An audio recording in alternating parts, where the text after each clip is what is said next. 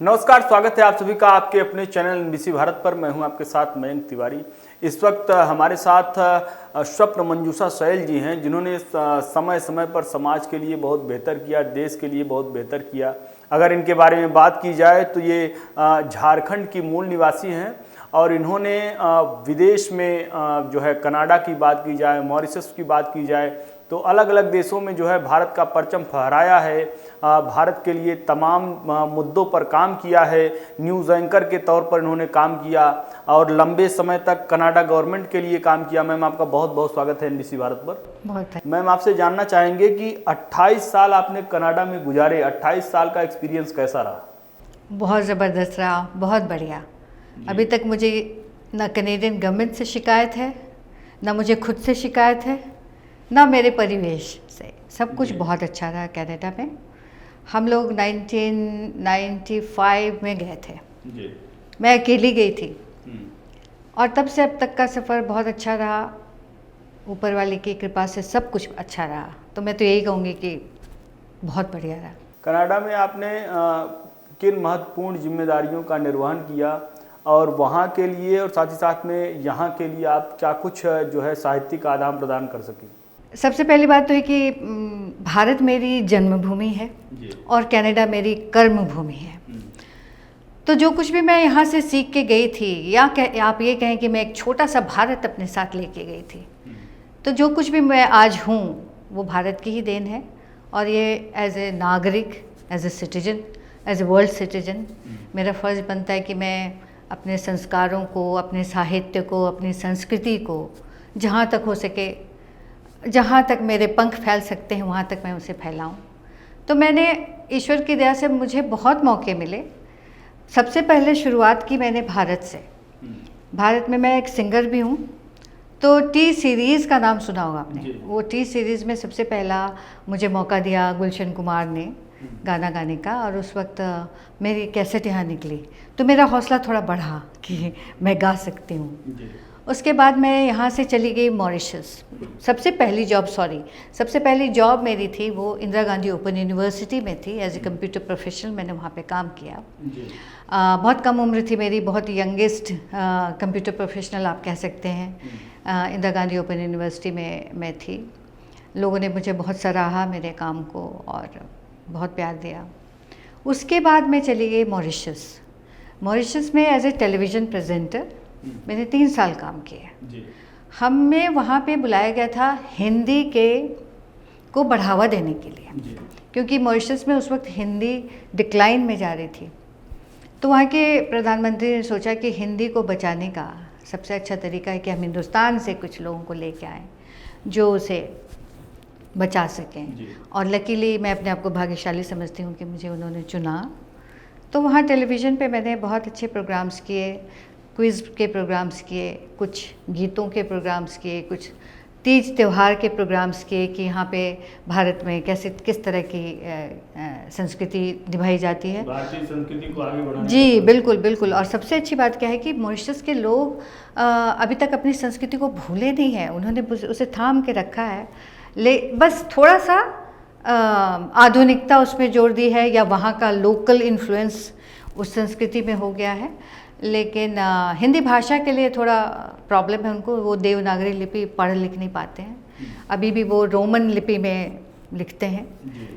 तो ये एक अच्छा हम लोगों का योगदान रहा, मेरा और मेरे हस्बैंड का, हिंदी को बचाने के लिए, जो काफ़ी सक्सेसफुल रहा।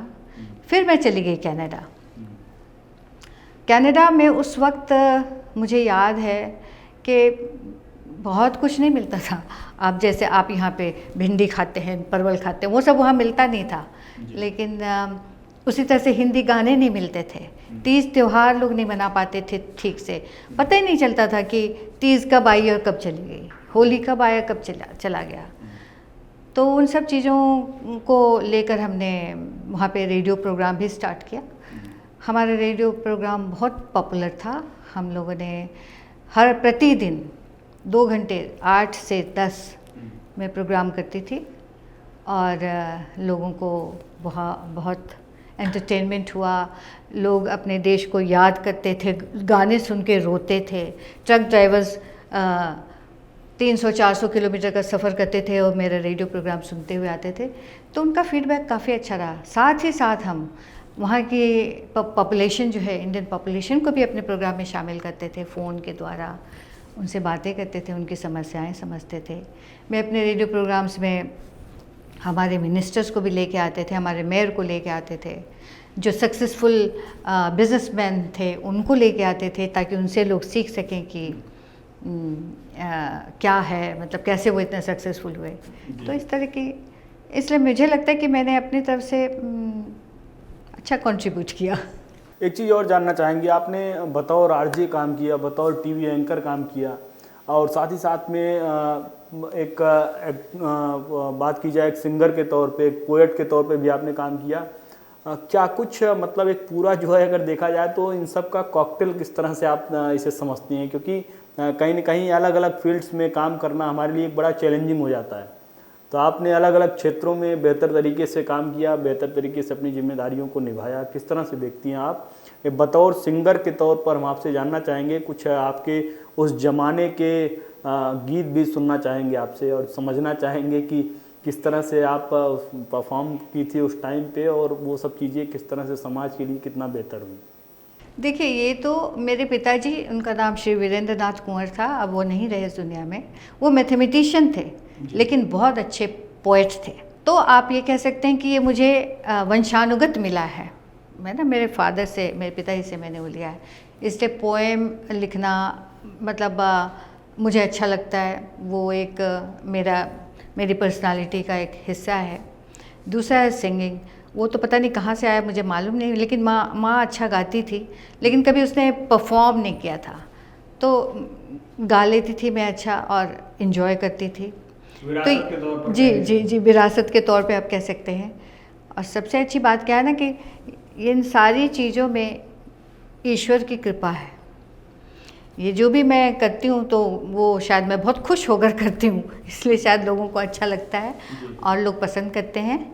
तो कॉकटेल तो यही कह सकते हैं कि हम किसी भी महफ़िल में कहीं भी फिट हो जाते हैं। अगर कविताओं की महफ़िल है तो हम कवित्री हैं, अगर गानों की महफ़िल है तो हम गायिका हैं, अगर गपाष्टिकों की महफ़िल है तो हम गपाष्टिक हैं। आप ये कह सकते हैं। जी। बतौर सिंगर के तौर पर आपसे कुछ सुनना चाहेंगे। अच्छा, ठीक है, मैं एक गज़ल की 2-4 लाइनें सुना देती हूँ, शायद मुझे याद भी ना हो, लेकिन मैं बता रही हूँ। न जी भर के देखा, न कुछ बात की, बड़ी आरज़ू थी मुलाकात की। न जी भर के देखा, न कुछ बात की, बड़ी आरज़ू थी मुलाकात की। मुसलसल वो आया गली में हमारी, मुसलसल वो आया गली में हमारी, नदी बह रही थी जज्बात की।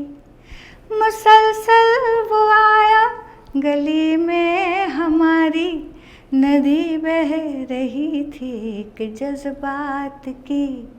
न जी भर के देखा, न कुछ बात की, बड़ी आरज़ू थी मुलाकात की। बहुत शानदार मैम। कविताओं के माध्यम से जानना चाहेंगे, क्योंकि गीत हमने आपका सुना, बहुत लंबे समय से हमें लग रहा है कि आपने जो है प्रैक्टिस वगैरह भी नहीं की होगी, इसके बावजूद जो है आवाज़ में वही खनक, वही सब सारी चीज़ें। कविताओं के माध्यम से जानना चाहेंगे कुछ आपकी वो फेमस पोएम्स जिनसे समाज को कुछ बेहतर मिला हो। देखिए, बहुत सारी कविताएं हैं जो मेरी थोड़ी विरोधाभासी भी हैं, जिनकी वजह से मुझे बहुत सारी बातें सुननी पड़ी थी। जैसे मैंने रामचंद्र पे लिखा है कविता, अहिल्या पे लिखा है कविता, मैंने राधा पे लिखा है, मैंने गांधारी पे लिखा है। तो इस तरह के जो हमारे जो एपिक के पात्र हैं, उन पर मैंने बहुत कविताएं लिखी हैं और बहुत लोग उसे बहुत पसंद करते हैं। एज ए स्त्री, मैं एक नारी हूँ, तो बहुत सारे प्रश्न मेरे दिमाग में आते हैं, चाहे वो सर्वशक्तिमान ईश्वर ही क्यों ना हो, मैं उनसे सवाल पूछती हूँ। मैंने रावण पर भी कविता लिखी है। तो लेकिन कुछ कविताएं मैंने हास्य भी लिखी हैं। जैसे वो सारी कविताएं ज़रा कॉन्फ्लिक्टिंग है, इसलिए मैं उसे यहाँ पे पढ़ना उचित नहीं समझूंगी। इसलिए मैं एक हास्य की कविता है जो सुनाना चाहती हूँ। मुझे याद कितना है मैं नहीं जानती, लेकिन फिर भी मैं 2-4 लाइन सुना देती हूँ। ये मैंने तब लिखा था जब मैं कनाडा गई थी। जब आप अपनी जड़ उखाड़ के कहीं और ले जाके लगाते हैं तो आपको थोड़ी परेशानी होती है। तो जब मैं कनाडा गई उस वक्त मुझे लगता था कि मैं क्यों आ गई, है ना। मौसम इतना भयानक, ठंड बहुत, लोग अनजाने हैं, तो थोड़ी परेशानियां हुई थी उस वक्त मेरे जहन में जो बात आई थी उन दिनों, अब वो बातें नहीं है मेरे जहन में, लेकिन उन दिनों जो आई थी उस पर मैंने 4-5 पंक्ति में सुनाती हूँ। तो इसका शीर्षक है दूर के ढोल। कविता है, दूर के ढोल सुहावन भैया, दिन रात यही गीत गावे हैं, फौरन आकर तो भैया हम बहुत बहुत पछतावे हैं। जब तक अपने देश रहे थे विदेश के ही गुन गाए थे। जब हिंदी बोले की बारी थी अंग्रेजी बहुत गिटगिटाए थे। कोई खीर जलेबी अमरती परोसे तो पिज़्ज़ा हम फरमाए थे। वहाँ साड़ी सिंदूर टीका छोड़ हरदम स्कर्ट ही पाए थे। अरे वीज़ा जिस दिन मिला था हमको कितना हम ऐठाए थे। हमरे बाबा संस्कृति की बात किए तो मॉडर्नाइजेशन पर हम बतियाए थे।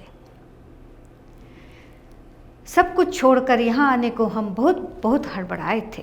अरे पहला धक्का लगा तब हमको जब बर्फ़ के दर्शन पाए थे। महीनों नौकरी नहीं मिली तो सपने सारे चरमराए थे। अरे बात काबिलियत की यहाँ नहीं थी, नेटवर्किंग ही काम आए थे। कौन हमारा साथ निभाता, हर इंडियन हमसे कतराए थे। लगता था हम कनाडा नहीं उनके ही घर रहने आए थे। तो दूर के ढोल सुहावन भैया, दिन रात यही गीत गाए हैं, फौरन आकर तो भैया हम बहुत बहुत पछताए हैं। यानी विदेश में जाने के बाद भारत की याद आई और फिर विपरीत परिस्थितियों में ये गीत जो है कविता जो है। और क्या कुछ आपके बाकी जो है अगर देखा जाए तो 28 साल कनाडा में और बाकी जो है मॉरिशस में एक लंबा समय आपने बिताया। ऐसी कभी कोई ऐसी स्थिति बनी कि कभी ऐसा लगा हो कि हमने जो कुछ किया है या हमें कुछ अलग हट के करना चाहिए था? कभी कभी होता है, भले ही आदमी बहुत बेहतर कर ले, लेकिन कभी कभी दिमाग में होता है कि जो चीज़ें हम कर रहे हैं इससे कुछ हट के करना चाहिए था। तो वो ऐसा भी कुछ दिमाग में आया था आपके? देखिए, हम लोग भी अपवाद तो हैं नहीं। जब बच्चे बड़े हो जाते हैं, मेरे 3 बच्चे हैं, जब हमारे बड़े बेटे ने एक विदेशी लड़की को पसंद किया शादी के लिए जो फ्रेंच है, तो मुझे तो दिक्कत नहीं हुई। मुझे लगा कि हाँ सब ठीक है। लेकिन मेरे हस्बैंड को, मेरे पतिदेव को बहुत प्रॉब्लम हुई कि भाई ये हमें पता नहीं हमें पूछेगी नहीं पूछेगी, हमारे जो संस्कार हैं उनको मानेगी नहीं मानेगी। तो उस वक्त मुझे लगा था कि शायद हम अपने बच्चे खो रहे हैं और हमने शायद अच्छा नहीं किया, क्योंकि घर में एक कॉन्फ्लिक्ट का माहौल आ गया था। लेकिन सारी चीज़ें देखने के बाद में हमें लगा कि वो लड़की भी बहुत किसी हिंदुस्तानी लड़की से कम नहीं है। हम इस बात के लिए ईश्वर का भी धन्यवाद करते हैं, क्योंकि एक अच्छी शादी अगर हो जाए किसी की ना, तो कहते हैं लोग कि लॉटरी निकल आई है आपकी। तो उस वक्त ज़रूर लगा था हम लोगों को कि शायद हमने ये गलत स्टेप लिया, हमें यहाँ नहीं आना चाहिए था, क्योंकि हम उस वक्त नहीं जानते थे कि हमारी बहू कैसी होगी। उसके बाद जब हम रहने लगे तो लगा कि ऐसा तो कुछ भी नहीं है, सब कुछ ठीक है। तो यस, एक बार ऐसा हुआ कि हमें ऐसा लगा, मतलब कई बार हुआ, लेकिन वो सब छोटी छोटी चीज़ें थी। जब घर में काम करने वाली नहीं मिलते, खुद ही सारा काम करना पड़ता है कि बर्तन भी साफ़ करो, कपड़े भी धो, तो याद ज़रूर आता है कि भाई वहाँ कम से कम हमारे काम का हेल्प तो मिल ही जाता था। लेकिन वो भी बात इसलिए नहीं रहती क्योंकि हर चीज़ तो अब मशीन पे से ही किया जाता है, उतना उतना भी ना करें फिर तो हम लोग समय से पहले बूढ़े हो जाएंगे। इसलिए छोटी छोटी बातें कभी कभी लगती हैं, लेकिन ओवरऑल बहुत पीसफुल है, बहुत कॉन्फ्लिक्ट नहीं है, बहुत ज़्यादा झंझट नहीं है। सारे काम ऑटोमेटिक हो जाते हैं हमारे, जितने यहाँ पे हम लाइन में लगे रहते हैं, ये काम करो वो काम, वो उस तरह की चीज़ें नहीं हैं। तो सब कुछ अच्छा ही लगता है, काफ़ी अच्छा लगता है। आखिरी सवाल है हमारा आपसे, आपने अलग अलग क्षेत्रों में काम किया, अलग अलग देशों में काम किया, अभी क्या कुछ उम्मीदें मतलब अभी भी है कुछ कि कुछ हमें और बेहतर करना चाहिए, कुछ हमें और समाज के लिए करना चाहिए, देश के लिए करना चाहिए? कुछ चीज़ें होंगी जो अभी भी मन में एक ललक सी हो कि इस काम को करना है? बिल्कुल बिल्कुल बिल्कुल। देखिए, जीवन तो निरंतर चलता रहता है और उसमें परेशानियां आती हैं, और there is always a scope of improvement. किसी भी जगह में ये नहीं कहा जा सकता है कि हम अब कंप्लीट हो गए हैं और अब हमें तो मोक्ष मिल जाना चाहिए। अगर कंप्लीट ही हो गया तब तो फिर मोक्ष ही मिल जाएगा, तो ऐसा नहीं है। हमें डेफिनेटली इम्प्रूवमेंट हमेशा ही चाहिए, चाहे भारत हो या कनाडा हो, हर जगह इम्प्रूवमेंट की ज़रूरत है। अभी यहाँ पे भारत में शिक्षा में बहुत सारा इम्प्रूवमेंट चाहिए। सामाजिक परिवेश जो है, और विशेष करके महिलाओं के लिए, लड़कियों के लिए, बच्चियों के लिए एक सुरक्षा, उसमें बहुत इम्प्रूवमेंट चाहिए।